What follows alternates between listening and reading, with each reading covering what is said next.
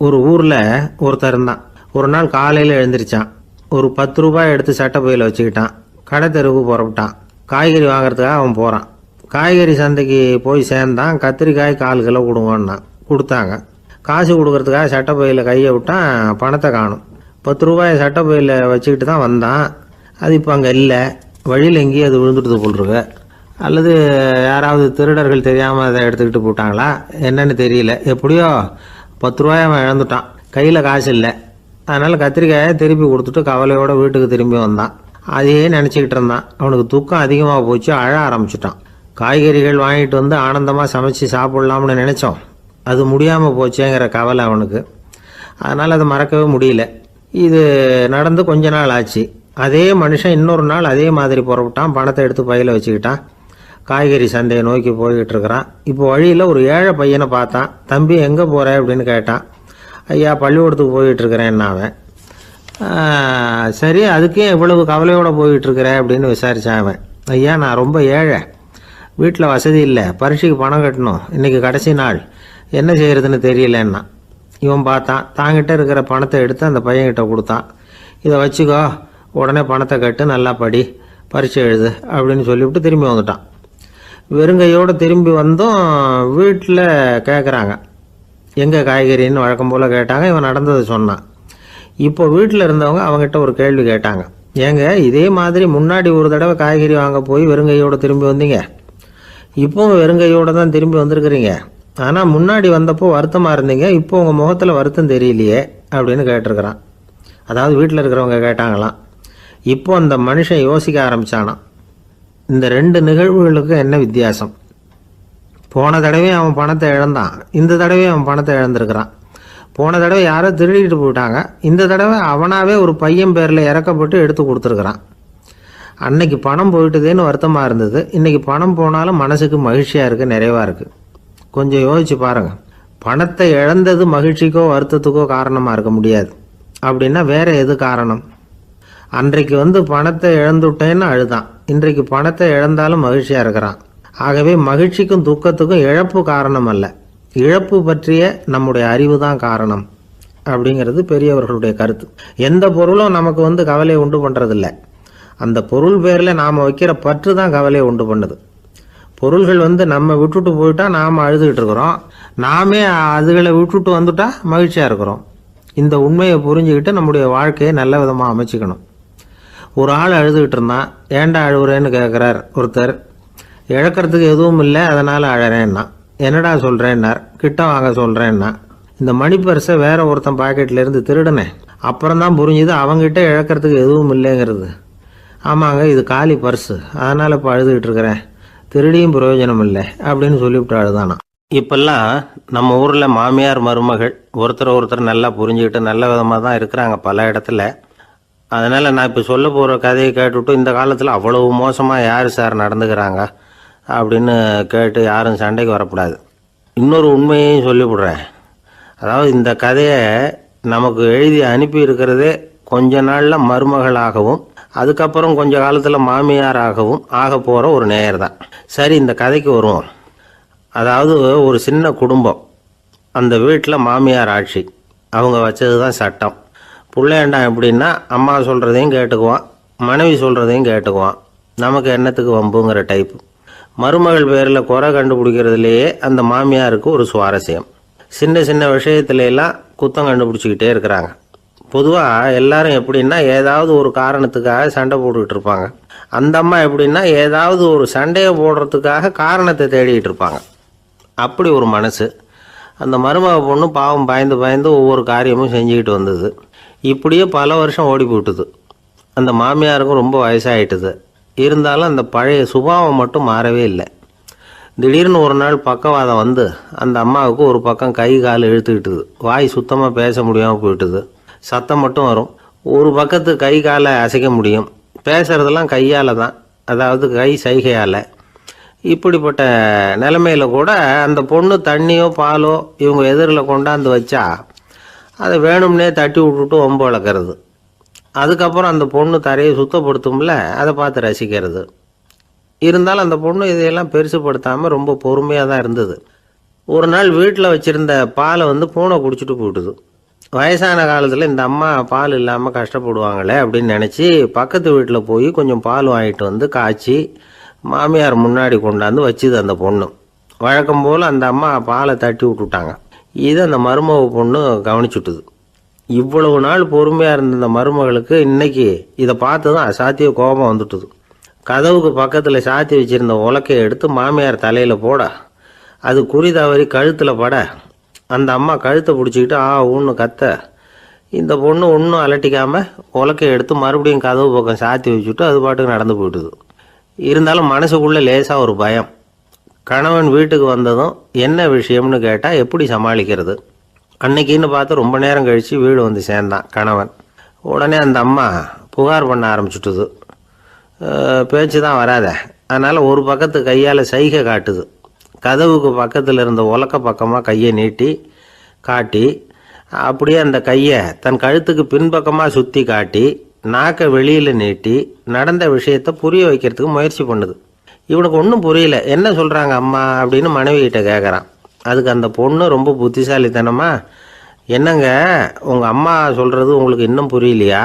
அவங்க உங்களை பார்த்து என்ன சொல்கிறாங்கன்னா, ஏண்டா உலக்க மாதிரி நிற்கிற, சாக போகிற எனக்கு சங்கிலி எதுக்கு, என் கழுத்தில் கிடக்கிற இந்த சங்கிலியை கழட்டி என் மருமக கழுத்தில் போடுறா அப்படின்னு சொல்கிறாங்க அப்படின்னு தான். ஓ அப்படியா விஷயம்னு சொல்லி அம்மா கழுத்தில் இருந்த சங்கிலியை எடுத்து மனைவி கழுத்தில் போட்டுட்டு, அம்மா உன் விருப்பப்படியே போட்டாச்சு, இனிமேலாவது நிம்மதியாக படுத்து தூங்கு அப்படின்னு சொல்லிவிட்டு உள்ளே போயிட்டான்.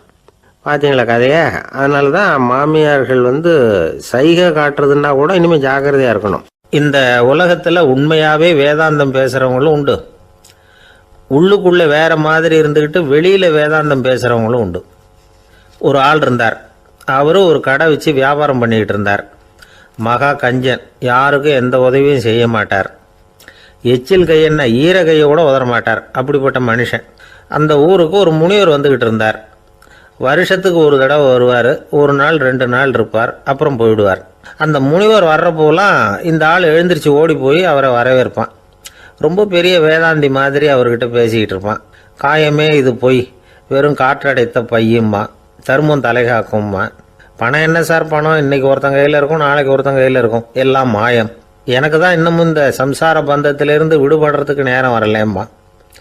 அந்த முனிவரும் இந்த ஆள் இப்படி சொல்கிறத கேட்ட உடனே, ஏப்பா அப்படி சொல்கிற, இப்போ கூட நீ சரின்னு சொல்லு, உனக்கு தீட்சை கொடுத்து இதிலிருந்து விடுபடுற ஞானத்தை போதிக்கிறேன் பார்.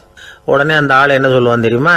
ஐயோ சாமி, இப்போ அது எப்படிங்க முடியும், பிள்ளைங்கள்லாம் சின்ன சிறுசுங்க, அதுகளுக்கெல்லாம் ஒரு கல்யாணம் காட்சின்னு செஞ்சு கடமையை முடிச்சுட்டா நீங்கள் சொல்கிறபடி செஞ்சு விடலாம்மா. சரி, இன்னும் முனிவர் போயிடுவார். அடுத்த வருஷம் வருவார். இவன் வழக்கம் போல் வேதாந்தம் பேசுவான். சரி தீட்சை கொடுக்குறேன் வா அம்பார்.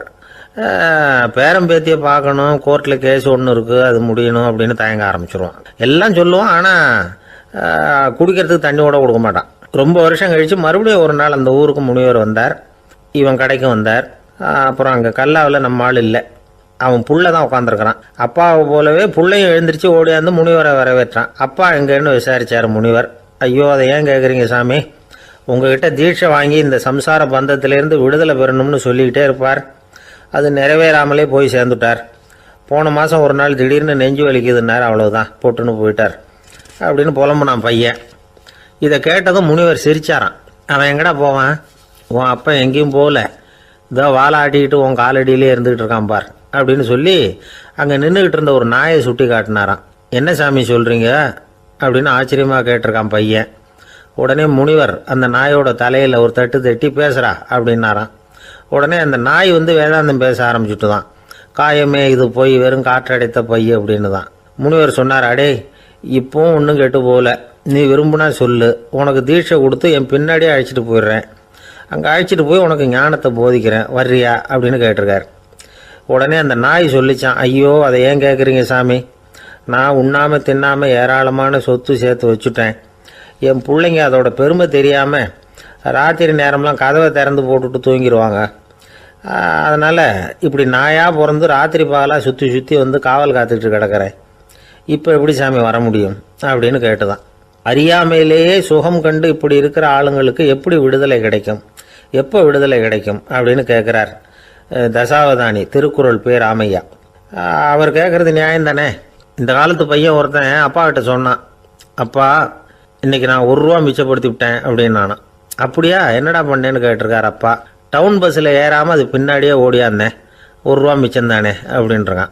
அட பாவி, ஒரு ஆட்டோ பின்னாடி ஓடியாந்துருந்தா ₹10 மிச்சமாயிருக்குமே, வேஸ்ட் பண்ணிட்டியே அப்படின்னாராம் அந்த அப்பா. ஒரு கடற்கரை ஓரம், அங்கே ஒரு சின்ன கிராமம். அந்த கிராமத்தில் ஒரு சின்ன பள்ளிக்கூடம். கடற்கரை ஓரத்தில் உள்ள ஒரு விடுதியில் ஓய்வுக்காக ஒருத்தர் வந்து தங்கியிருக்கிறார். பள்ளிக்கூடத்தில் ஏதோ விழா நடக்கிறது மாதிரி தெரிஞ்சுது. உடனே அவர் அந்த பக்கமாக வந்தார். இங்கே என்ன நடக்குதுன்னு விசாரித்தார். பள்ளி ஆண்டு விழா நடக்குதுன்னாங்க. உடனே போனார். கண்காட்சி ஒன்று வச்சுருந்தாங்க. உள்ளே போய் பார்த்தார். பள்ளிக்கூடத்தில் படிக்கிற மாணவர்களே சொந்தமாக தயார் பண்ண பொருள்களை காட்சிக்கு வச்சுருக்கிறாங்க. அந்த ஊர் மக்கள்லாம் அதை கூட்டம் கூட்டமாக போய் பார்த்துக்கிட்டு இருக்கிறாங்க. இவரும் ஆர்வமாக அதையெல்லாம் பார்த்துக்கிட்டே போகிறார். ஒரு இடத்துல ஒரு சின்ன ரயில் செஞ்சு வச்சுருந்தாங்க, மாணவர்களே தயார் பண்ணது. மின்சாரத்தால் அது ஓடுறது மாதிரி பண்ணி வச்சுருந்தாங்க. அதில் ஒரு சின்ன பொத்தான் இருக்கும், அது அமுக்குனா ரயில் ஓடும், சுற்றி சுற்றி வரும். மாணவர்கள் எதிரில் நின்று அதுக்கு விளக்கம் கொடுத்துக்கிட்டு இருக்கிறாங்க. இவர் அதை கவனித்தார். ரயில் ஓடுறத பார்த்தார். அங்கே நின்றுக்கிட்டு இருந்த மாணவர்கள்கிட்ட விளையாட்டாக கேட்டார், ஏப்பா இந்த ரயில் எதனால் ஓடுது அப்படின்னு கேட்டார் இவர். சக்தியினால் ஓடுது அப்படின்னாங்க மாணவர்கள். அது என்ன சக்தின்னு கேட்டார். அதுக்கு பேர் மின்சாரம் அப்படின்னாங்க. சரி, நீங்கள் மின்சாரத்தை பார்த்துருக்குறீங்களா அப்படின்னார். நாங்கள் பார்த்தது இல்லைங்க, ஆனால் இதை செய்யறதுக்கு எங்களுக்கு உதவி பண்ண ஆசிரியர் ஒரு பட்டதாரி, ஒரு கால் அவர் பார்த்துருக்கலாம் அப்படின்னாங்க. அவர் எங்கே இருக்காருன்னு கேட்டார். இதோ அழைச்சிட்டு வர்றோம்னு ஓடினாங்க. அவரை அழைச்சிட்டு வந்தாங்க. அவர்கிட்ட ஒரு பெரியவர் கேட்டார், மின்சாரத்தை நீங்கள் பார்த்துருக்குறீங்களா அப்படின்னு. மின்சாரத்தை பார்க்குறதாவது நான் பார்த்ததே இல்லை. நான் பார்த்தது அது செயல்படுற விதத்தை தான். அது விளக்கை வந்து எரிய வைக்குது, ரயிலை ஓட வைக்குது, இது மாதிரி எத்தனையோ எந்திரங்களை வந்து செயல்பட வைக்குது. ஆனால் உண்மையிலேயே அது என்னன்னு எனக்கு தெரியாது. ஒருவேளை இந்த பள்ளிக்கூடத்து தலைமை ஆசிரியருக்கு தெரிஞ்சிருக்கலாம், ஏன்னா அவர் ஒரு மேல்நிலை பட்டதாரி அப்படின்னாராம் அவர். சரின்னு போய் தலைமை ஆசிரியரை கூப்பிட்டுக்கிட்டு வந்தாங்க. அவர்கிட்டையும் இதே கேள்வியை கேட்டாராம் அவர். மன்னிக்கணும், இந்த கேள்வியை இதுவரைக்கும் யாரும் என்கிட்ட கேட்டதில்லை. சக்தியை யாரும் பார்க்க முடியாது, ஆனால் அது செயல்படும் விதத்தை தான் பார்க்க முடியும் அப்படின்னாராம் அவர். இப்போ இதுவரைக்கும் கேட்டுக்கிட்டு இருந்த பெரியவர் சிரித்தார். சிரிச்சுட்டு சொன்னாராம், சரி அதுக்காக ஒன்றும் கவலைப்படாதீங்க, என்னுடைய பெயர் தாமஸ் ஆல்வா எடிசன் அப்படின்னாராம். இதை கேட்டதும் அங்கே இருந்தவங்களுக்கெல்லாம் அதிர்ச்சி, ஆச்சரியம். என்னது, நீங்கள் தானே எடிசன்? நீங்கள் எவ்வளவு மின்சார கருவிகளை உண்டாக்கி இருக்கிறீங்க, நீங்களா இந்த கேள்வியை கேட்டது அப்படின்னாங்களாம். ஆமாம், நான் தான் கேட்குறேன், ஏன்னா நானே மின்சாரத்தை பார்த்தது கிடையாது அப்படின்னாராம் அவர். அன்புங்கிறது இப்படிப்பட்டது தாங்கிறார் ஓஷோ. அன்புங்கிறது நம்ம உடற்கூறு அமைப்பில் இல்லை, அது நம்ம உடம்புல உள்ள சுத்த சக்தியின் வெளிப்பாடு. அதை உணரத்தான் முடியுமே தவிர பார்க்க முடியாது. அன்பே உன்னை வந்து நான் என் இருதயத்தில் வச்சிருக்கிறேன் அப்படின்னுலாம் சொல்லுவான். இதெல்லாம் சும்மா. இது வந்து டாக்டர்கள் சொல்கிற இருதயம் கிடையாது, அது வந்து ரத்தத்தை தள்ளுகிற ஒரு கருவி, அவ்வளவுதான். ஞானிகள் சொல்லுகிற இதயம் வேற, அது கண்ணுக்கு புலப்படாத ஒரு சக்தி. என்னுடைய இதயம் ரொம்ப விசாலமானது சார் அப்படின்னார் ஒருத்தர். அப்படிங்களான்னு ரொம்ப மரியாதையா, ஆமாங்க டாக்டர் அப்படி தான் சொல்கிறார், கொஞ்சம் வீங்கி போய் பெருசாக இருக்குதான் அப்படின்னார். ஒரே ஒரு ஊரில் ஒரு அம்மா இருந்தாங்க. அந்த அம்மாவுக்கு ஒரே ஒரு பிள்ளையாண்டான். அவனுக்கு ரொம்ப அக்கறையோடு கல்யாணம் பண்ணி வச்சாங்க. கல்யாணம் முடிஞ்சதும் மருமக பொண்ணு வீட்டுக்கு வந்து சேர்ந்தது. அப்பாடா என் கடமை முடிஞ்சுது, இனிமேல் அக்கடான்னு எங்கேயாவது ஒரு மூலையில் படுத்து கிடக்கலாம் அப்படின்னு நினச்சாங்க அந்த அம்மா. ஆனால் நினைக்கிறபடி எங்கே நடக்குது? அதுக்கப்புறம் தான் பிரச்சனையே ஆரம்பமாச்சு. மருமகள் குணம் சரியில்லை, ஒரு மாதிரி. அந்த பொண்ணு வீட்டுக்கு வந்ததுமே முதல் வேலையாக மாமியாரை பார்த்து, அதுதான் நான் வந்துட்டேன்ல, இனிமேல் உங்களுக்கு என்ன வேலைங்க, புறப்பட வேண்டியது தானே, காசி ராமேஸ்வரம்னு எங்கேயாவது போங்க அப்படின்னுட்டு தான். மாமியாரை பார்த்தாங்க, கொஞ்சம் யோசனை பண்ணாங்க. இந்த பாருமா, நீ இப்படி சொல்கிறதுக்கு முன்னாடியே வீட்டை விட்டு புறப்படணுங்கிற முடிவுக்கு நான் வந்துட்டேன். வீட்டை மட்டும் இல்லை, இந்த உலகத்தை விட்டே கூட போகிறதுக்கு தயாராக இருக்கிறேன். ஆனால் ஒரே ஒரு விஷயத்துக்காக என் உயிரை கையில் பிடிச்சிக்கிட்டு இருக்கிறேன் அப்படின்னாங்களாம். என்ன விஷயம்னு கேட்டது இந்த மருமக பொண்ணு. வேற ஒன்றும் இல்லை, என் பிள்ளைக்கு கல்யாணம் பண்ணி வச்சுட்டேன், ஒரு பேர புள்ள பிறந்து அதை என் கண்ணால் பார்த்துட்டேன்னா நான் எங்கே வேணும்னாலும் போகிறதுக்கு தயாராக இருக்கிறேன் அப்படின்னாங்களாம் அந்த மாமியார். மாமியார் இப்படி சொல்கிறதுலேயே நியாயம் இருக்கிறதாக பட்டுது அந்த பொண்ணுக்கு. சரி அப்படியே இருந்து பார்த்துட்டு போகலாம் அப்படின்னு அனுமதி கொடுத்தது. கொஞ்ச காலத்தில் ஒரு பேரன் பிறந்தான். அந்த அம்மாவும் பேரனை கண்ணால் பார்த்துட்டாங்க. சரி பேரனை பார்த்தாச்சுல்ல, இனிமேல் புறப்பட வேண்டியது தானே அப்படின்னது மருமக பொண்ணு. மாமியார் பார்த்தாங்க. நீ சொல்கிறது சரிதாம்மா, அதில் ஒன்றும் தப்பு இல்லை. என்னோடய பேரன் உங்களை அம்மா அப்பான்னு கூப்பிடுறத என் காது குளிர கேட்டுட்டு போயிடுறேனே அப்படின்னாங்களாம். சரி அந்த ஆசையை நிறைவேறட்டும் அப்படின்னு காத்துக்கிட்டு இருந்தாங்க. பேரன் வளர்ந்தான், நடந்தான், பள்ளிக்கூடம் போனால் பெரியவனானான். மருமக பொண்ணு மறுபடியும் மாமியாரை விரட்ட ஆரம்பிச்சுட்டுது, இன்னும் புறப்புள்ளையான்னு. இதை பாருமா, இது வரைக்கும் இருந்துட்டேன். பேரனோட கல்யாணத்தையும் கண்ணால் பார்த்தா தான் இந்த கட்டை வேகும் போல் இருக்குது அப்படின்னு சொல்லி ஒரு மாதிரியாக பேச ஆரம்பித்தாங்க. இதுவும் நியாயமான ஆசையாக தான் படுது அப்படின்னு அது யோசிச்சிருக்கு அந்த பொண்ணு. சரின்னு அதுக்கும் ஒத்துக்கிட்டது. உடனே பேரனுடைய கல்யாணமும் முடிஞ்சது ஒரு வழியாக. இனிமேல் ஒரு நொடி கூட இங்கே இருக்கக்கூடாது, புறப்படுங்க அப்படின்னு மாமியாரை விரட்டிச்சான் அந்த பொண்ணு. இப்போ அந்த மாமியார் தன்னோட மருமகளை பார்த்து சொல்கிறாங்க, இதோ கிளம்பிட்டேம்மா, என் மூட்டை முடிச்செல்லாம் கட்டிக்கிட்டேன், புறப்பட்டுவிட்டேன். அப்படியே நீயும் உன் துணிமணிகளை மூட்டை கட்டிக்கிட்டு கிளம்பிடும், என்னோட சேர்ந்து 2 பேருமா சேர்ந்து போயிடலாம் அப்படின்னாங்களாம். அந்த பொண்ணு முழிக்காதே, உனக்கும் ஒரு மருமக வந்துட்டா, இனிமேல் நீயும் ஒரு மாமியார் தானே, உனக்கும் இனிமேல் இங்கே வேலை இல்லை, புறப்படு அப்படின்னாங்களாம். அப்போ தான் அந்த பொண்ணு சிந்திக்க ஆரம்பிச்சு தான், தன்னோட தவறு புரிஞ்சுதான். இந்த தகவலை கேட்டுக்கிட்டு இருக்கிற மருமகள்லாம் இதை பற்றி கொஞ்சம் யோசித்து பார்க்கணுங்கிறதுக்காகத்தான் இதை சொல்கிறோம் மாமியார்கள் சார்பாக. கொஞ்ச நாளைக்கு முன்னாடி ஒரு பொண்ணை பார்த்து பேசுகிற சந்தர்ப்பம் கிடைச்சிது ஒரு கல்யாண வீட்டில். அந்த பொண்ணு சொல்லிச்சு, சார் எனக்கு கல்யாணம் ஆகி 15 வருஷம் ஆகுது, நான் மாமியார்கிட்ட சண்டை போட்டதே இல்லை அப்படின்னு ரொம்ப அடக்கமாக சொல்லிச்சு. அது எப்படிம்மா சாத்தியமாச்சுன்னு கேட்டோம். எனக்கு கல்யாணம் ஆகி 15 வருஷம்தான் ஆச்சு, ஆனால் என் மாமியார் செத்து போய் 20 வருஷத்துக்கு மேலே ஆயிட்டுது அப்படின்னுது. லோகமானிய பாலகங்காதர திலகர் இருந்தார்ல, அவருக்கு 15 வயசுலேயே கல்யாணம் நடந்துதான். மனைவி பேர் தபிபாய், ரொம்ப பெரிய குடும்பத்து பொண்ணு, நல்ல குணம். அவங்க குடும்பம் நடத்திக்கிட்டு இருக்கிறாங்க. அந்த காலத்தில் திருடர்கள் பயம் அதிகம். இந்த காலத்தில் மட்டும் என்னன்னு கேட்குறீங்களா? நீங்கள் கேட்குறது நியாயம்தான். இருந்தாலும் இந்த காலத்து திருடனுக்கும் அந்த காலத்து திருடனுக்கும் ஒரு முக்கியமான வித்தியாசம் உண்டு. அதாவது அந்த காலத்து திருடன்லாம் நியாயம் அநியாயம் பார்க்குறது உண்டு, இந்த காலத்தில் அப்படி பார்க்குறது இல்லை. அந்த காலத்தில் திருட வர்றவங்கள்ட்ட கூட ஒரு தார்மீக உணர்வு உண்டாம். அதாவது அப்போ உள்ள கொள்ளைக்காரங்க எதை களவாடினாலும் சரி, அரிசியை மட்டும் களவாடுறது இல்லையா, அப்படி ஒரு கொள்கை. அதனால் பாருங்கள், அந்த காலத்து பெண்கள் நகை நட்டுகளை பத்திரமா வைக்கணும்னா பெட்டியில் வைக்கிறது இல்லை, அரிசி பானையில் போட்டு வச்சு விடுறது. இப்போல்லாம் பேங்க்கில் சேஃப்டி லாக்கர்னு இருக்குல்ல, அது மாதிரி அந்த காலத்தில் சேஃப்டி லாக்கருங்கிறது அரிசி பானை. இந்த வளையல், மூக்குத்தி, தோடு இப்படி எதுவாக இருந்தாலும் அதில் போட்டு பத்திரமா வச்சுருவாங்க. திருடன் அரிசி பானை பக்கம் போகிறதில்ல. ஏன்னா சாப்பிட்ற விஷயத்தில் கை வைக்கக்கூடாது, அது பாவம் அப்படின்னு அவன் நினைக்கிறான். திலகரோட மனைவி தபிபாயும் அதே மாதிரி தன்னுடைய ஆபரணங்களை ஒரு அரிசி பானைக்குள்ளே போட்டு மூடி வச்சுருந்தாங்களாம். இப்படி இருந்தப்போ ஒரு நாள் ஒரு பிச்சைக்கார பொண்ணு வீடு வீடாக பிச்சை கேட்டுக்கிட்டே வந்திருக்குது. திலகர் வீட்டுக்கும் தர்மம் போடுங்க தாயே அப்படின்னு தான் அந்த பொண்ணு. அந்த அம்மா தபிபாய் காதில் இது விழுந்திருக்கு. உடனே கை நிறைய அரிசி அள்ளிக்கிட்டு போட்டிருக்கு. பாத்திரத்தில் அரிசியை போட்டதுக்கு அப்புறம் தான் தெரியுது, பளிச்சுன்னு கண்ணில் படுது. அதாவது அந்த அம்மாவோட வைர மூக்குத்தி ஒன்று அரிசியோடு சேர்ந்து அந்த பிச்சைக்கார பொண்ணு பாத்திரத்தில் போய் விழுந்துட்டுது. இந்த அம்மாவுக்கு மனசுக்குள்ளே குழப்பம், என்ன இப்படி ஆகிட்டுதே, மூக்குத்தி போயிட்டுதே, பிச்சை பாத்திரத்துலேருந்து அதை எப்படி எடுக்கிறது அப்படின்னு தயக்கம். வாயை திறந்து அதை கேட்குறதுக்கும் கூச்சம். திண்ணையில் உட்காந்துருந்த திலகர் இவ்வளவையும் பார்த்துக்கிட்டு இருக்கிறார். மனைவியின் மனசுக்குள்ளே நடக்கிற மௌன போராட்டத்தை அவர் நல்லா புரிஞ்சுக்கிட்டாராம். மனைவியை பார்த்து சொன்னாராம், தபிபாய், இது தெய்வ சம்மதம், அவளுக்கு சேர வேண்டிய மூக்குத்தி அவகிட்ட போயிட்டுது, பிச்சை பாத்திரத்தில் விழுந்த மூக்குத்தியை எடுக்க வேணாம் அப்படின்னாராம். சரின்னு சொல்லிவிட்டு மேற்கொண்டு எதுவும் சொல்லாமல் அந்த அம்மா வீட்டுக்குள்ளே போயிட்டாங்களாம். இந்த காலத்துலலாம் அது மாதிரி நடக்குமா? வெறும் அரிசியை போட்டுவிட்டு விவகாரம் பண்ணிகிட்டு இருக்க மாட்டோமா? ஒரு பெரிய மனுஷன் வீட்டுக்கு ஒரு பிச்சைக்காரன் வந்தான். ஐயா, நாங்கள் பிச்சைக்காரங்கள்லாம் சேர்ந்து ஒரு சங்கம் வச்சுருக்குறோம், அதுக்கு நிதி சேர்க்குறோம், அதுக்கு ஒரு 100 ரூபா கொடுத்தீங்கன்னா எங்களுக்கு பெரிய உதவியாக இருக்கும் அப்படின்னானா. அதெல்லாம் ஒன்றும் கொடுக்க முடியாது போ அப்படின்னாரான் அவர்.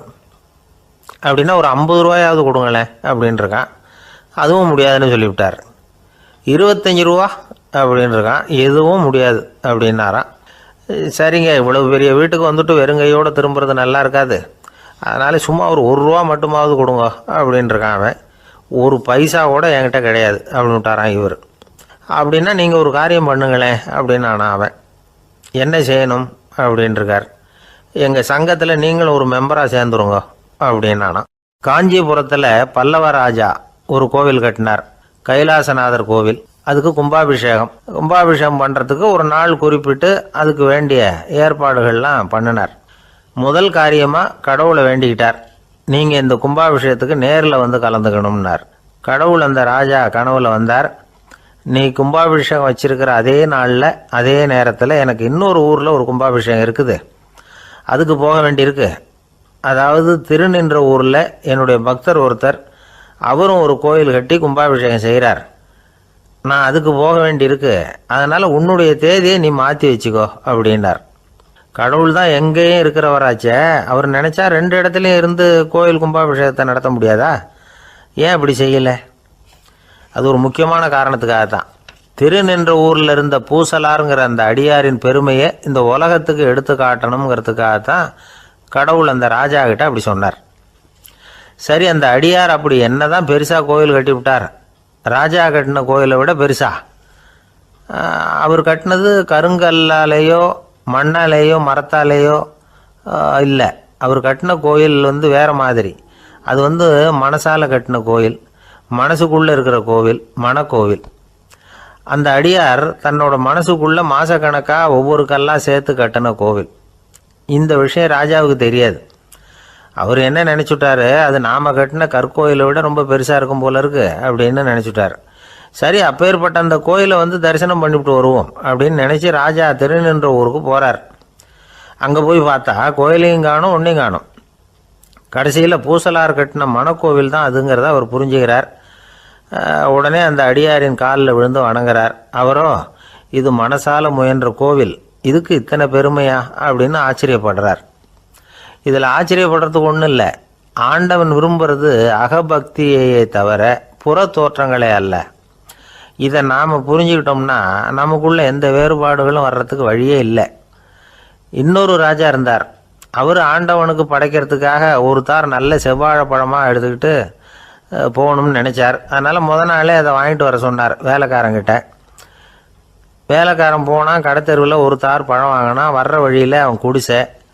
அப்படியே எட்டி பார்த்துட்டு போவோமேன்னு நினச்சான். போனான். அங்கே இவனோட குழந்தை பாவம் பசியால் கத்திக்கிட்டு இருக்கு. இவன் பார்த்தான், இவ்வளவு பெரிய தாரில் ஒரு 2 பழம் எடுத்தா தெரியவா போகுது அப்படின்னு நினச்சி ஒரு 2 பழத்தை பிச்சு அந்த குழந்தைகிட்ட கொடுத்தான். அதை வாங்கி வயிறார சாப்பிட்டுது, பசி அடங்குச்சு, விளையாட போயிட்டுது. இவன் அதுக்கப்புறம் வாழைப்பழத்தை எடுத்துக்கிட்டு அரண்மனைக்கு வந்தான். 2 பழம் பிச்சிருக்கிறது ராஜாவுக்கு தெரிஞ்சு போச்சு. இவன் உண்மையை சொல்லிவிட்டான். உடனே ராஜா, கடவுளுக்கு படைக்க வேண்டிய பொருளை குழந்தை எச்சில் பண்ண விட்டுருக்கியே அப்படின்னு சொல்லி அவனை கட்டி வச்சு சாட்டையால் அடித்தார் பாவம். மறுநாள் பழத்தை கோயிலுக்கு எடுத்துகிட்டு போனார். கடவுள் முன்னாடி வச்சார். கடவுள் கண்ணை திறந்து பார்த்தார், பழம்லாம் அழுகி இருக்குது.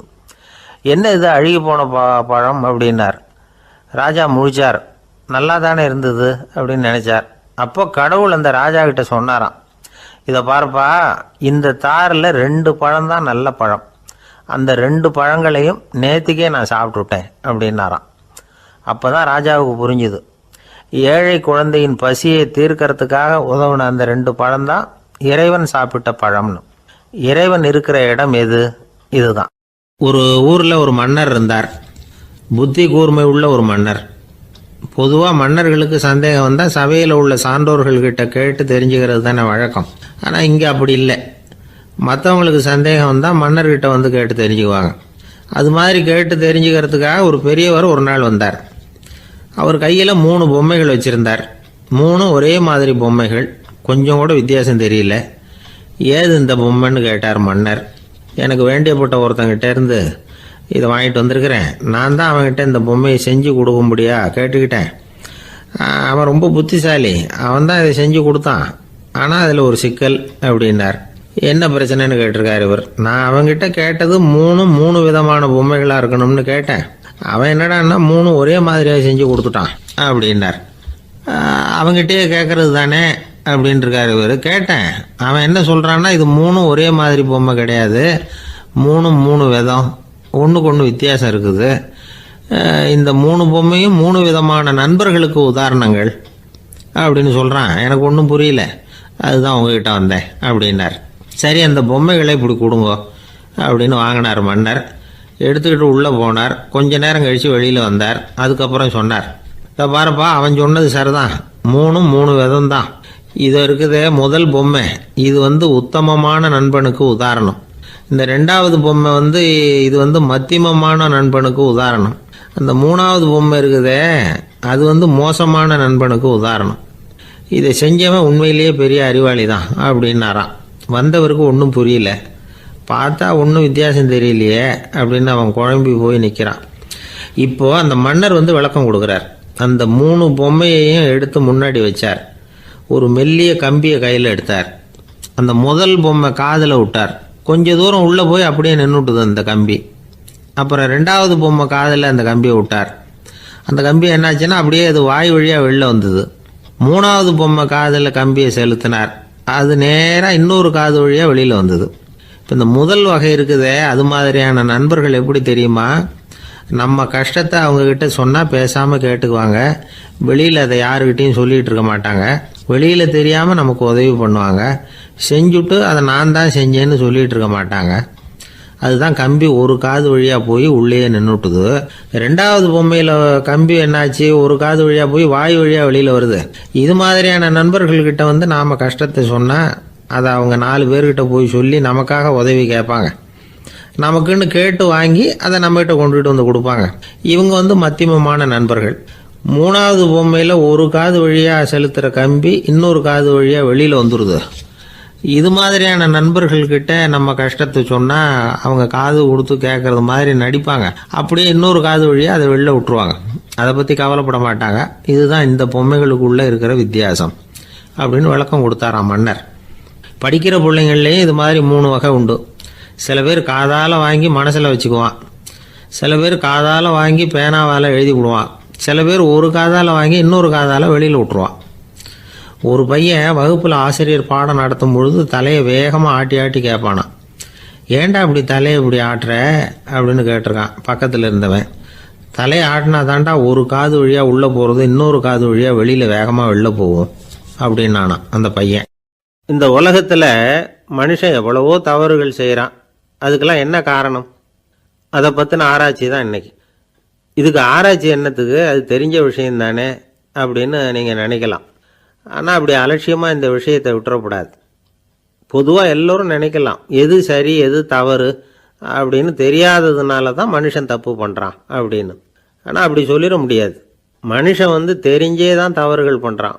இப்போ உதாரணத்துக்கு ஒரு சாலையில் இடது பக்கம் போக வேண்டிய ஒருத்தர் நடுக்கோட்டை தாண்டி வலது பக்கமாக வண்டியை ஓட்டிகிட்டு போகிறாருன்னு வச்சுக்கோங்க. என்னப்பா இது தப்பு இல்லையா அப்படின்னு அவர்கிட்ட கேட்டால், அதெல்லாம் எனக்கு தெரியும், நீ உன் வேலையை பார்த்துட்டு போ அப்படிம்பார். வலது பக்கமாக போகிறது தப்புன்னு தெரிஞ்சே தான் அவர் அப்படி செய்கிறார், அப்படி போகிறார். பெரிய உத்தியோகத்தில் இருக்கிறவங்க கூட லஞ்சம் வாங்குறாங்க. அவங்களுக்கெல்லாம் லஞ்சம் வாங்குறது தப்புன்னு தெரியலன்னு அர்த்தம். திருடுறது தப்புன்னு தெரியாமலாம் மனுஷன் திருடுறான். நல்லாவே தெரியும். நீங்கள் வேணும்னா கேட்டு பாருங்கள், வேறு வழி இல்லை அதனால தான் திருடுறேன்பா. திருடுறது ஒரு புண்ணியமான காரியம்னு திருடனே கூட சொல்ல மாட்டான்.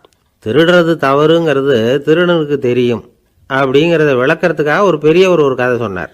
அதாவது 2 திருடர்கள் 2 பேரும் சேர்ந்து ஒரு வீட்டுக்கு போய் ஒரு 10,000 ரூபாயை திருடிட்டு வந்துடுறாங்க.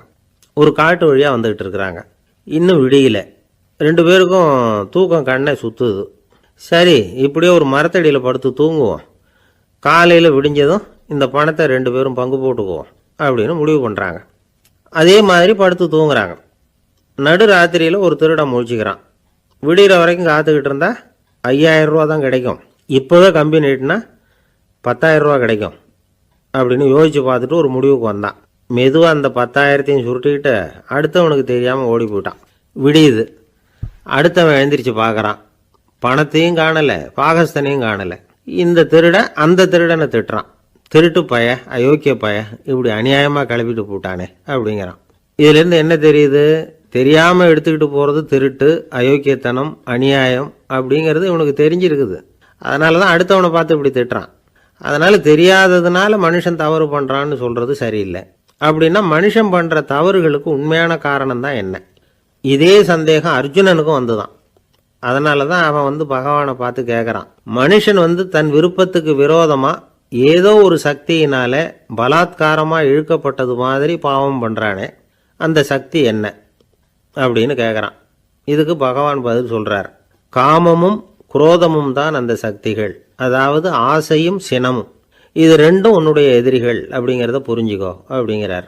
இன்னமும் நுணுக்கமாக பார்த்தா காமத்தினுடைய மறு உருவங்கள் தான் குரோதமும் லோபமும். ஆசை நிறைவேறலைன்னா குரோதம், அதாவது கோபம்.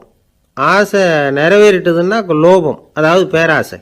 பாவத்தை கண்ட்ரோல் பண்ணணும்னா அதுக்கு மெயின் சுவிட்ச் எது அப்படிங்கிறது இப்போ தான் தெரியுது. அதுக்கு மனுஷன் தெரிஞ்சே தான் தவறு பண்ணுறான் அப்படின்னு பேசிக்கிட்டோமே. அதுக்கு ஒரு உதாரணம், ஒரு ஆள் ஹோட்டலில் சாப்பிட போனான், சாப்பிட்டு முடித்தான், எழுந்திரிச்சு முதலாளிகிட்ட பில்லை கொடுத்தான், காசை கொடுக்கல. முதலாளி பணம் கொடுன்னு கேட்டார். இவன் என்கிட்ட பணம் இல்லைன்னா. முதலாளி கொஞ்சம் கூட அலட்டிக்கல, உள்ளே இருந்து ஒரு ஆளை கூப்பிட்டார். இவனை கூப்பிட்டுக்கிட்டு போய் இட்லி மாவு ஆட்ட சொல்லுன்னார். இவனும் கவலைப்படாமல் உள்ளே போயிட்டான். அப்போது அழைச்சிட்டு போகிற ஆள் கேட்குறான், ஏன் சார் சாப்பிட்றதுக்கு முன்னாடி காசு இல்லைங்கிறது உங்களுக்கு தெரியாதா அப்படின்னு கேட்குறான். தெரியும், காசு இல்லைங்கிறதும் தெரியும், காசு இல்லாமல் சாப்பிட்டா மாவாட்டணுங்கிறதும் தெரியும் அப்படின்னா அந்த ஆள். அப்படின்னா நீங்கள் உங்கள் வீட்லேயே சாப்பிட்ருக்கலாமே அப்படின்னு கேட்குறான் அவன். அதுக்கு இவர் சொல்கிறாரு, அது எப்படி, அங்கே சாப்பிட்டாலும் நான் இதே வேலையை தானே செய்ய வேண்டியிருக்கும் அப்படின்னாராம். ஒரு ஊரில் ஒரு பெரிய செல்வந்தர் இருந்தார். பணத்துக்கு பஞ்சம் இல்லை. அதனால் இந்த உலகத்தில் முடியாத காரியம் எதுவும் இல்லைன்னு நினச்சார். பணம் இருந்தாலே அந்த நினப்பு தானாக வந்துடும். அதனால் இவரும் அப்படி நினச்சதில் ஒன்றும் தப்பு இல்லை. அந்த ஊருக்கு குருநானக் ஒரு தடவை வந்தார். அவருக்கு இந்த செல்வந்தர் ரொம்ப பிரமாதமாக ஒரு வரவேற்பு கொடுத்தார். ஊர் எல்லையிலேயே எங்கள் வீட்டுக்கு விருந்து சாப்பிட்டுட்டு போகணும்னு கேட்டுக்கிட்டார். அவரும் சரின்னு ஒத்துக்கிட்டார்.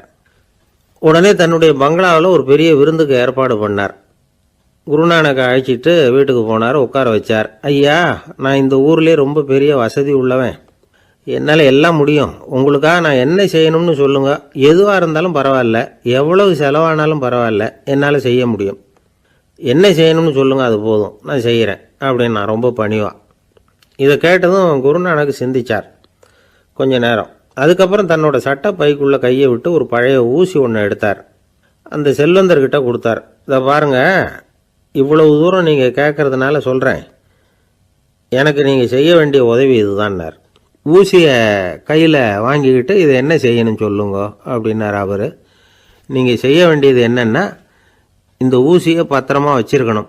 நாம் 2 பேரும் இறந்து போனதுக்கு பின்னாடி இன்னொரு உலகத்தில் நாம் சந்திக்கக்கூடிய வாய்ப்பு இருக்குது.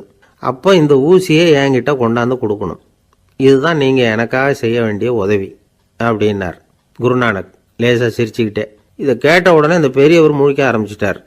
அது எப்படிங்க, நான் சாகிறப்ப எப்படி இந்த ஊசியை எடுத்துக்கிட்டு இன்னொரு உலகத்துக்கு வர முடியும்னார். ஊசி மாதிரி ஒரு சின்ன பொருளை கூட இந்த உலகத்தை விட்டு நாம் போகிறப்ப எடுத்துகிட்டு போக முடியாதுங்கிறப்போ உங்களோட செல்வத்தையெல்லாம் எப்படி அங்கே எடுத்துகிட்டு வர போகிறீங்க அப்படின்னு கேட்டார் குருநானக். அதுக்கப்புறம் தான் அந்த பெரியவர் யோசிக்க ஆரம்பித்தாராம். குருநானக் சொல்கிறார், இதை பாருங்கள், நாம் செய்கிற நல்லது கெட்டது தான் கடைசி வரைக்கும் நம்ம கூட இருக்கும். அடுத்தவங்க நல்லா இருக்கணுங்கிறதுக்காக பொருளை செலவு செய்யணும், அப்படி செய்யலைன்னா எந்த பிரயோஜனமும் இல்லை அப்படின்னார். அதுக்கப்புறம் தான் அந்த செல்வந்தரின் அறிவு கண் திறந்து தான். உடனே குருநானக்கை வணங்கினார். ஐயா, என்கிட்ட இருந்த ஆணவம் போயிட்டுது, இனிமேல் என்கிட்ட இருக்கிற செல்வத்தை நல்ல வழியில் செலவழிப்பேன் அப்படின்னாராம். நம்மக்கிட்ட இருக்கிற பணம் எப்பவும் நம்ம கூடவே வந்துக்கிட்டு இருக்காதுங்கிறதுக்கு இது ஒரு உதாரணம். அதுக்காக நாம் பணம் சேர்க்கறத பற்றி கவலைப்பட வேண்டியதில்லை, பேசாமல் படுத்து தூங்கிக்கிட்டு இருந்தால் போதும் அப்படின்னு இதுக்கு அர்த்தம் பண்ணிக்கப்படாது. முறையான வழியில் பணம் சேர்க்கணும், அதை முறையான வழியில் செலவு பண்ணணும். அதனால் ஏற்படக்கூடிய மன நிறைவு இருக்குது பாருங்கள், அது அனுபவித்தவங்களுக்கு தான் தெரியும்.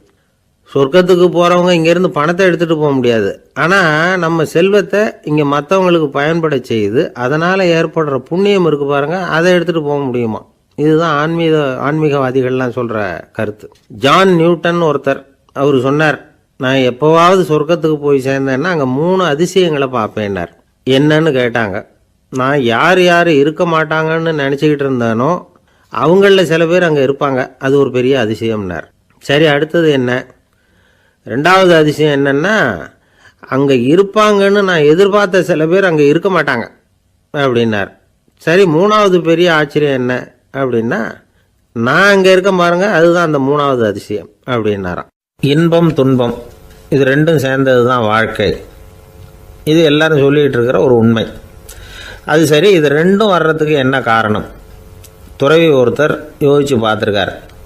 இன்ப துன்பம் தோன்றுவதற்கு முக்கியமாக 6 காரணங்கள் உண்டு அப்படிங்கிறார் அவர். அது என்னங்கிறத நாமளும் தெரிஞ்சு வச்சுக்குவோமே. இப்போ முதல் காரணம் சுயநலம்.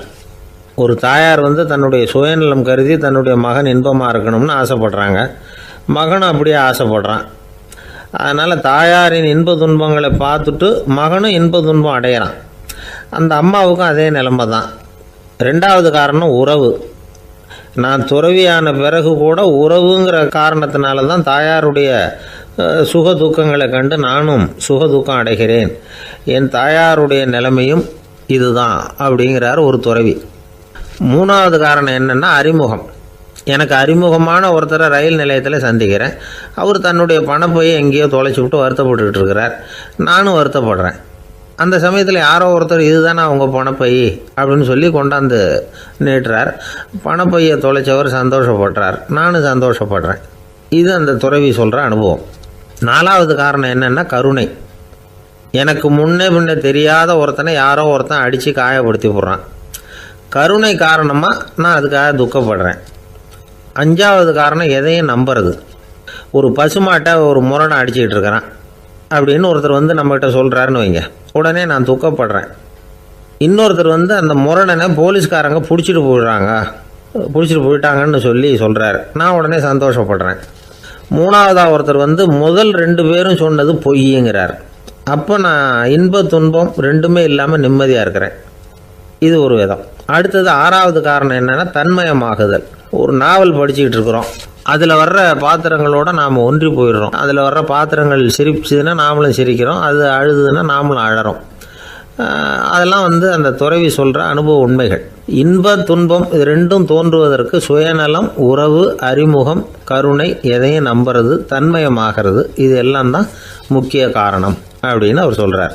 ஆகக்கூடி ஒட்டு மொத்தமாக யோசனை பண்ணி பார்த்தா பிற பொருள்கள் மீது பற்றுதல் காரணமாக தான் நாம் இன்ப துன்பம் அடையிறோம் அப்படிங்கிறத புரிஞ்சிக்க முடியுது.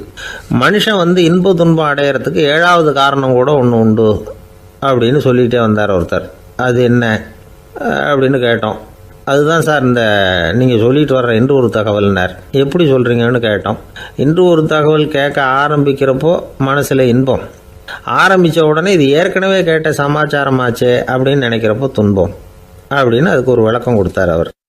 வயிறு பசிக்குதேங்கிறது சிலரோட கவலை, வயிறு பசிக்க மாட்டேங்குதே அப்படிங்கிறது சில பேரோட கவலை. 2 விதமான கவலைக்கும் வயிறு தான் காரணமாக இருக்குது. வயிறு பசிச்சதுன்னா அது இயற்கை, வயிறு பசிக்கலைன்னா அது வியாதி. ஆனால் பசியையும் நாம் பசிப்பிணி அப்படின்னு தான் சொல்லுவோம். என்ன காரணம்? வியாதியை போக்க வேண்டியது எவ்வளவு முக்கியமோ அதை விட முக்கியம் பசியை போக்க வேண்டியது. ஒரு சமுதாயத்தில் பசிப்பிணியே இருக்கக்கூடாது, அதுதான் நல்ல சமுதாயம். பசியை போக்கணும்னா சாப்பாடு போடணும், பசியின்மையை போக்கணும்னா வைத்தியம்தான் பண்ணணும். இது சம்பந்தமாக எவ்வளவோ ஆராய்ச்சிகள் நடக்குது, நிறைய மருந்து கண்டுபிடிச்சிருக்கிறாங்க. நம்ம உடம்பில் பசியை தூண்டக்கூடிய பகுதி எது, இதை முதல்ல தெரிஞ்சுக்கணும் இல்லையா? நாம் சாப்பிட்ற ஆகாரம் செரிக்கிறதுக்கு எது காரணம் தெரியுமா? நம்ம மூளையோட பின்பகுதி தான் அதுக்கு காரணமாக இருக்குதாம். மூளையின் பின்பகுதியில் நரம்பு செல்களால் ஆன 2 வகையான ஆரக்சின்கள் தான் பசியை உண்டாகுது அப்படின்னு கண்டுபிடிச்சிருக்கிறாங்க. 2 ஆய்வாளர்கள் இதை கண்டுபிடிச்சிருக்காங்க. அவங்க 2 பேரும் டெக்சாஸ் பல்கலைக்கழகத்தில் ஹார்வர்டு ஹக்ஸ் மருத்துவ கல்வி நிலையத்தில் பணிபுரிகிறவங்களாம். உண்பது தேவைங்கிறது உணரப்படும் போது மூளையின் அந்த குறிப்பிட்ட பகுதி ஆரக்சின் அப்படிங்கிற ஹார்மோன்களை சுரக்கும். அது பசி உணர்வை தூண்டும் அப்படிங்கிறது தான் அந்த ஆய்வாளர்களின் கண்டுபிடிப்பு. இந்த ஆரக்சின் வேறு சில உயிரினங்கள்லேயும் உண்டு. இப்போ எலிகளில் கூட இது இருக்குது. அதனால் எலிகளை வச்சு இது சம்மந்தமாக ஆராய்ச்சி பண்ணாங்க. எலிகள் உடம்பில் ஆரக்சினை செலுத்தி பார்த்தாங்க. உடனே என்னாச்சு தெரியுமா? அந்த எலியெல்லாம் பசியால் துடிக்க ஆரம்பிச்சுட்டுது. எதையாவது தின்னு பசியை தீர்த்தா போதுங்கிற அளவுக்கு அந்த எலிகள்லாம் அல்லாட ஆரம்பிச்சுட்டுது. இயல்பாக சாதாரணமாக அந்த எலிகள் எவ்வளவு சாப்பிடுமோ அது மாதிரி 8 முதல் 10 மடங்கு அதிகமான ஆகாரத்தை 1 மணி நேரத்துக்குள்ளே சாப்பிட்டு தீர்த்துட்டு தான். சில எலிகளின் மூளையில் இந்த ஆரக்சின் அளவை கட்டுப்படுத்தி பார்த்துருக்குறாங்க. உடனே என்னாச்சு தெரியுமா, அதெல்லாம் சாப்பாட்டை கண்டால் முகத்தை திருப்பிட்டு போக ஆரம்பிச்சுட்டு தான். அந்த எலிகளுக்கு பசி எடுக்கலையாம். இந்த ஆராய்ச்சியின் அடிப்படையில் பசியை எடுக்காமல் இருக்கிற மனிதர்களுக்கும் பசியை தூண்ட முடியும் அப்படின்னு சொல்லி ஆராய்ச்சியாளர்கள் தெரிவிச்சிருக்கிறாங்க. ஆக ஆரக்சின் தான் பசிக்கு காரணம்ங்கிறது தெரிஞ்சு போச்சு. சரி, இந்த ஆரக்சின் அப்படின்னா என்ன? அது ஒரு கிரேக்க சொல். அதுக்கு பசின்னு அர்த்தம். நம்ம ஆளுங்களுக்கெல்லாம் பசியை தூண்டுறதுக்கு மருந்து தேவையில்லை, பசியை குறைக்கிறதுக்கு தான் மருந்து தேவை. ஒரு அம்மா டாக்டரை தேடி வந்தாங்களாம். டாக்டர், எங்கள் வீட்டுக்காரருக்கு திடீர்னு அகோர பசி, நிறைய சமைச்சு போடுறேன், அவ்வளவையும் சாப்பிட்டுட்டு கீழே கிடக்கிற குப்பை கூலங்களையும் எடுத்து சாப்பிட ஆரம்பிச்சுட்றார், என்னன்னு கவனித்து பாருங்கள் அப்படின்னாங்களாம். எவ்வளோ நாளாக அப்படி இருக்குதுன்னு கேட்டிருக்காரு டாக்டர். 1 வாரமாக அப்படி இருக்குதுன்னாங்களாம். இவ்வளவு நாளாக ஏன் சும்மா இருந்தீங்க, ஆரம்பத்திலே இங்கே அழைச்சிட்டு வர வேண்டியது தானே அப்படின்னாரான் டாக்டர். அது ஒன்றும் இல்லை டாக்டர், வீடு பூரா சுத்தமாகட்டுமேன்னு பார்த்துக்கிட்டு இருந்தேன் அப்படின்னாங்களாம் அந்த அம்மா. ஒரு மாணவனை பார்த்தேன். என்ன தம்பி படிப்புலாம் எப்படி இருக்குது அப்படின்னு விசாரித்தேன். அவன் ரொம்ப அழுத்துக்கிட்டான். நான் நல்லா தான் சார் படிக்கிறேன், இருந்தாலும் புத்தியில் சரியாக ஏற மாட்டேங்குது சார் அப்படின்னா. சரி, இவனும் நம்ம ரகம்தான் அப்படின்னு சொல்லி முடிவு பண்ணிக்கிட்டோம். கல்வி கற்கக்கூடிய ஒரு மாணவன் சம்பந்தப்படுற புத்திகள் பல வகை. அதை பற்றி ஒரு பெரியவர் விளக்கி இருக்கிறார். மிருத்து புத்தின்னு ஒன்று இருக்குதான். மிருத்துன்னா மண்ணால் செவுறு கட்டுறோம்ல, மண் சுவரில் ஆணி அடிக்கிறதும் சுலபம், அதை பிடுங்கி எடுக்கிறதும் சுலபம். அது மாதிரி சில பேர் குரு சொல்லி கொடுக்குறத சுலபமாக கேட்டு தெரிஞ்சு வச்சுக்குவாங்க, கொஞ்ச நேரத்தில் சுலபமாக மறந்தும் போயிடுவாங்க. இது மிருத்து புத்தின்னு பேர், மண் புத்தி. தாரு புத்தின்னு ஒன்று உண்டான். தாருன்னா மரம். அதில் பச்சை மரத்தில் ஆணி அடிக்கிறது சுலபம், ஆனால் அதை எடுக்கிறது கஷ்டம். அது மாதிரி ஆசிரியர்கிட்டேருந்து கேட்டதை கவனமாக மனசில் பதிய வச்சுக்கிட்டு அதை மறக்காமல் இருக்கிறது தாரு புத்தி. பட்டை மரமாக இருந்தால் அதில் ஆணி அடிக்கிறதும் கஷ்டம், அடிக்கிற ஆணியும் சீக்கிரம் நழுவிடும். அது மாதிரி கேட்குற விஷயம் மனசில் பதியறதும் கஷ்டம், அப்படியே பதிஞ்சாலும் அது நீடிச்சு இருக்கிறதும் கஷ்டம், கொஞ்ச காலத்தில் மறந்துடும். இன்னொரு வகை புத்தி ஒன்று உண்டு, அதுக்கு பேர் சிலா புத்தின்னு பேர். சிலான்னா கல். ஒரு கருங்கல்லில் 4 துளையை போட்டு ஒரு துளையில் உளியை வச்சு அடித்தா மற்ற துளை வழியாகவும் பிளந்து கல் 2ஆயிடும். அது மாதிரி சந்தியான இடங்களில் குறிப்பாக ஒரு பொருளை சொன்னால் அதை வச்சுக்கிட்டு மற்றதையும் தெரிஞ்சுக்கிறது, அது சிலா புத்தின்னு பேர். வேணு புத்தின்னா என்ன தெரியுமா? வேணுன்னா மூங்கில் கணுவில் ஒரு பக்கம் உளியை வச்சு அடித்தா 2 பக்கமும் பிளந்துடும். அது மாதிரி ஒரு செய்தியை கேட்டுக்கிட்டு இருக்கிறப்பவே அதோட முன்பின் தொடர்களையும் தெரிஞ்சுக்கணும், அது வேணு புத்தி. தைல புத்தின்னு ஒன்று உண்டு. தைலம்ங்கிறது எண்ணெய். தண்ணியில் ஒரு துளி எண்ணெயை விட்டால் அது தண்ணி பூரா பரவி போடுதில்ல, அது இப்படி பரவுறது மாதிரி ஆசிரியர் சுருக்கமாக ஒரு கருத்தை சொன்னால் அதை வச்சுக்கிட்டு பூரா விஷயங்களையும் தெரிஞ்சுக்கணும், அது தைல புத்தி. கற்பூர புத்தின்னு ஒன்று கேள்விப்பட்டிருக்கோம். அது எப்படின்னா, கற்பூரம் தீ பட்ட உடனே பிடிச்சிக்கும். ஆசிரியர் சொன்ன உடனே நுண்ணறிவோட பாடங்களை புரிஞ்சுக்கிறது இந்த வகை புத்தி. கரி புத்தின்னு ஒன்று. அது எப்படின்னா, கரியில் நெருப்பை வச்சு விசிறிய பிறகு அதுக்கப்புறம் அது கறி நெருப்பாகும். அது மாதிரி காலம்பரை சாயந்தர வேலைகளில் ஆசிரியர் பாடம் சொல்லி கொடுப்பார், அதை கொண்டு புரிஞ்சுக்கிறது இந்த வகை. கதலித்தண்டு புத்தின்னு ஒன்று சொல்லுவாங்க. கதலிங்கிறது வாழை மரம். வாழைத்தண்டில் தீ வைக்கிறது எவ்வளவு சிரமமோ அவ்வளவு சிரமத்தோடு கல்வி கற்கிறது கதலித்தண்டு புத்தி. இதை தவிர இன்னும் சில வகையான மாணவர்களை கூட அடையாளம் காட்டுறாங்க. ஆசிரியர் சொன்னதில் நல்லதை மட்டும் எடுத்துக்கிறவன் அன்னம். ஆசிரியர் கிடைச்ச இடத்துல பாடத்தை கேட்டுக்கிட்டு பிறகு தனியாக உட்காந்து சிந்திக்கிறவன் பசுமாடு அப்படி தானே, புல் கண்ட இடத்துல மேயும், அதுக்கப்புறம் நிதானமாக அசை போட்டுக்கும். ஆசிரியர் சொன்னதை தவிர வேறு எதையும் சொல்ல முடியாதவன் கிளி. பல இடங்களில் பாடங்கள் கேட்டு கடைசியில் ஒன்றும் புரியாமல் போகிறவன் ஆடு ஒரு செடியில் வயிறார மேயாது, ஒரே செடியில் இக்கரைக்கு அக்கறை பச்சைன்னா அங்கேயும் இங்கேயும் அலைஞ்சிக்கிட்டே இருக்கும். சில பேருக்கு எருமைன்னு பேர். எருமை எப்படின்னா குளத்து நீரை கலக்கி தான் குடிக்கும். அது மாதிரி ஆசிரியர் மனசை நோக செய்து பயில்கிற மாணவர்கள்லாம் இந்த ரகம். இவ்வளவுலாம் இருந்தாலும் இந்த காலத்து மாணவர்கள்லாம் ஒரு தனி ரகம். ஒரு ஆசிரியர் வகுப்பில் பாடம் நடத்திக்கிட்டு இருந்தார். இலக்கண வகுப்பு. இறந்த காலம், நிகழ்காலம், எதிர்காலம், past tense, present tense, future tense, இதை பற்றிலாம் பாடம் நடத்துகிறார். எல்லாம் சொல்லி கொடுத்துட்டு இப்போ நான் ஒரு வாக்கியம் சொல்லுவேன், அது என்ன காலம் அப்படிங்கிறத நீங்கள் சொல்லணும்னார் ஆசிரியர். சரின்னாங்க மாணவர்கள்லாம். நான் நாளைக்கும் பாடம் நடத்தப் போகிறேன், இது என்ன காலம் அப்படின்னு கேட்டார் ஆசிரியர். அதாவது நான் நாளைக்கும் பாடம் நடத்தப் போகிறேன், இந்த வாக்கியம் என்ன காலம்னு கேட்டார். ஒரு பையன் மெதுவாக எழுந்திரிச்சு சொன்னான், இது எங்கே போதாத காலம் சார் அப்படின்னு சொல்லிவிட்டு உட்காந்துட்டானா. ஒருத்தர் ஓடி வந்தார், இன்னொருத்தரை பார்த்து, சார் உங்கள் சைக்கிளை ஒரு நாள் இரவல் கொடுங்களேன், பக்கத்து ஊருக்கு போயிட்டு வர வேண்டியிருக்கு அப்படின்னார். இவர் சைக்கிளை கொடுத்து பத்திரமா கொண்டுட்டு போங்கன்னார். சார் இதை பத்திரமா கொண்டு போகிறேன், கவலையே வேணாம், ஏன்னா இது உங்களோட சைக்கிள் அப்படின்னு நான் நினைக்கல, என்னோட சைக்கிளாக நினைக்கிறேன் அப்படின்னார். அதுக்கப்புறம் தான் இவருக்கு உண்மையாகவே பயம் வந்துட்டுது. ஏன்னா அவர் சொன்னது மாதிரி அதை தன்னோட சைக்கிளாகவே நினச்சி தள்ளிட்டு போட்டால் என்ன பண்ணுறது? எது எதை நம்முடையதாக நினைக்கணுங்கிறதுக்கு ஒரு வரையறை இருக்குது. சில பேர் ஆஃபீஸையே வீடாக நினச்சி விடுறது உண்டு. அப்படிப்பட்டவங்க கூட வீட்டை ஆஃபீஸாக நினைக்கிறதில்ல. ஏன்னா வீட்டில் இவர் ஆஃபீஸராக நடந்துக்க முடியறதில்ல. இதெல்லாம் ஒரு பக்கம் இருக்கட்டும், இப்போ விஷயத்துக்கு வருவோம். பொறியியல் மேதை டாக்டர் விஸ்வேஸ்வரய்யா இருந்தார் இல்லையா, பாரத ரத்னா விருதெல்லாம் கொடுத்தாங்களே. ஆஃபீஸ் வேலை வேறு, சொந்த வேலை வேறு அப்படிங்கிறதுக்கு ஒரு உதாரணமாக இருந்தவர் அவர். மைசூர் மகாராஜா கிட்ட திவானாக இருந்தார். அவர் ஒரு நாள் அரசாங்க வேலை காரணமாக வெளியூர் போயிருந்தார். ஹாசன்கிற ஊருக்கு பக்கத்தில் ஒரு பயண மாளிகை, அங்கே தங்கிவிட்டார். ராத்திரி அங்கே தங்கி இருந்துட்டு விடிஞ்சதும் ஊருக்கு திரும்புறதாக திட்டம். ராத்திரி தூங்கிறதுக்கு ரொம்ப நேரம் ஆகிட்டுது. ரொம்ப நேரம் வரைக்கும் அரசாங்க சம்பந்தப்பட்ட வேலைகளையே பார்த்துக்கிட்டு இருக்கிறார். அரசாங்க ஃபைல்கள் நிறைய இருந்தது. அதையெல்லாம் ஒவ்வொன்றா எடுத்தார், படித்து பார்த்தார், பரிசீலனை பண்ணார். அதில் எழுத வேண்டியதை எழுதினார், கையெழுத்து போட்டார். ஒரு வழியாக அந்த வேலையெல்லாம் முடிஞ்சுது. அதுக்கப்புறம் என்ன பண்ணார்னா, தன்னுடைய சூட்கேஸை திறந்தார். அதிலேருந்து 2 மெழுகுவத்தியை எடுத்து கொளுத்தி வச்சார். அந்த பயண மாளிகையில் அது வரைக்கும் எரிஞ்சிக்கிட்டு இருந்த மின்சார விளக்குகளை அணைச்சிட்டார். அதுக்கு பிறகு அந்த மெழுகுவத்தி வெளிச்சத்தில் சில புத்தகங்களை தொடர்ந்து படிக்க ஆரம்பிச்சிட்டார். அந்த பயண மாளிகையில் பணியாளராக இருந்தவர் இதை பார்த்துட்டு ஓடி வந்தார். மறுபடியும் மின் விளக்கு போடுறதுக்காக போனார். விஸ்வேஸ்வரய்யா அதை பார்த்துட்டு போட வேணாம்ட்டாராம். இது வரைக்கும் நான் அரசாங்க அலுவல்களை கவனிச்சிக்கிட்டு இருந்தேன், அதனால் மின் விளக்குகள் அப்போ எரிஞ்சதில் தப்பு இல்லை. இப்போ நான் புத்தகம் படிச்சுக்கிட்டு இருக்கேன், இது என்னுடைய சொந்த வேலை, இங்கே இருக்கிற மின் விளக்கு அதுக்காக ஏன் எரியணும் அப்படின்னு கேட்டாராம். இப்போ இருக்கிற சில அரசு பணியாளர்கள்கிட்ட இந்த சம்பவத்தை பேச்சோட பேச்சாக சொல்லி பார்த்தேன். அவங்களால இதை ஜீரணிக்கவே முடியல. நேர்மை தேவை தான் சார், அதுக்காக அவ்வளவு தூரத்துக்கு அது தேவையா அப்படிங்கிறாங்க. விஸ்வேஸ்வரய்யா அப்படி பண்ணினது தான் ஒரு நேர்மையாளர் அப்படின்னு இந்த உலகத்துக்கு நிரூபிக்கணுங்கிறதுக்காக இல்லை.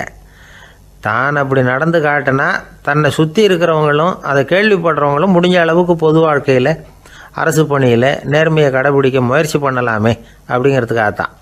இப்போவும் சில பேர் இருக்கிறாங்க, இவங்க ஆஃபீஸ் வேறு வீடு வேறேன்னு நினைக்கிறதில்ல, அவ்வளோ உரிமை.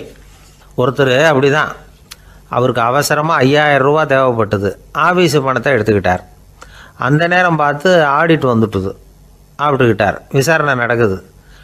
அவர் சொல்கிறார், சார் நான் நேரம் காலம் பார்க்காம ஆஃபீஸில் வேலை செய்வேன், ஏன்னா அதை என்னோடய ஆஃபீஸாக நினைக்கிறேன்.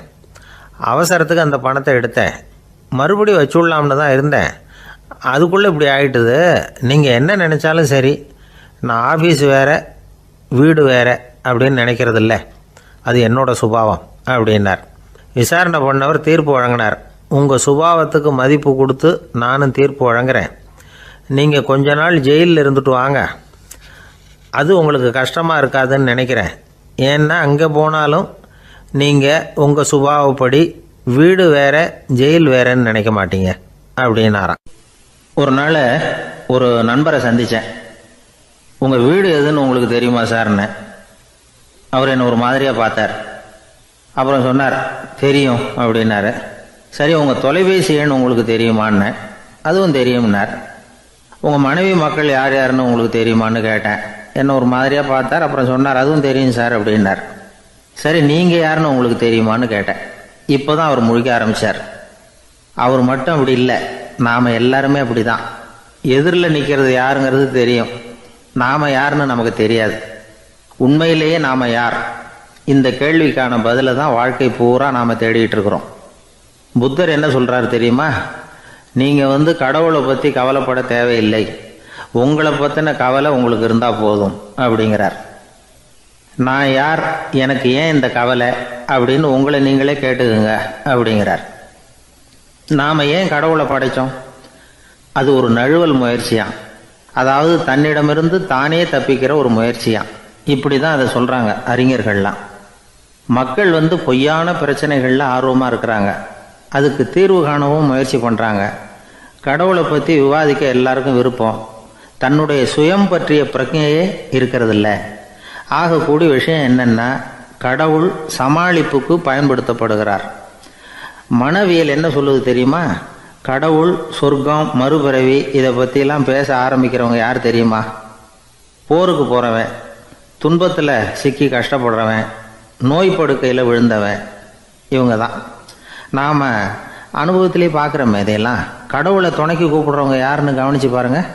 பரீட்சை எழுத போகிறவன், வேலை தேடி அலையிறவன், பண நெருக்கடியில் இருக்கிறவன், விபத்தில் சிக்கிக்கிட்டவன், இவங்கெல்லாம் தான்.